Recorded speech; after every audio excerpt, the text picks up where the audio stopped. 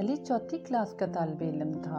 वो पहले बहुत शरारती हुआ करता था, लेकिन पिछले कुछ दिनों से वो बहुत परेशान और उदास था।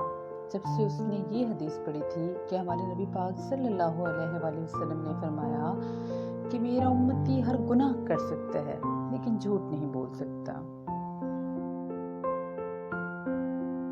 वो अक्सर अपने घर में अपनी मामा और बाबा को भी झूठ बोलते देखता।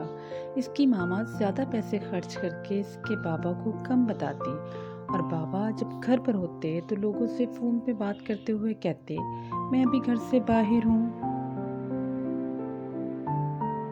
क्लास में बाजू का टीचर भी सच बात नहीं करती थी। इस बात ने तो उसको मज़ीद ही परेशान कर दिया।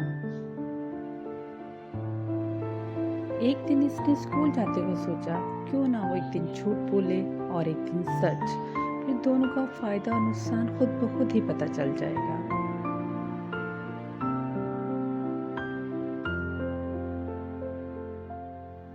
अगले दिन जानबूझकर इसने स्कूल बस मिस कर दी और स्कूल से लेट हो गया।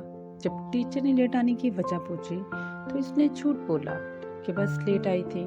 तो टीचर ने लेट आने पर इसको खूब डांटा। दूसरे दिन जब टीचर ने अली को होमवर्क चेक करवाने के लिए कहा तो इसने कहा कि मैंने होमवर्क नहीं किया। जब टीचर ने पूछा कि क्यों नहीं किया तो इसने सच बोल दिया और कहा कि टीचर मेरा दिल नहीं चाह रहा था इसलिए होमवर्क नहीं किया। अब की बार सच बोलने पर भी इसको फिर से डांट पड़ गई।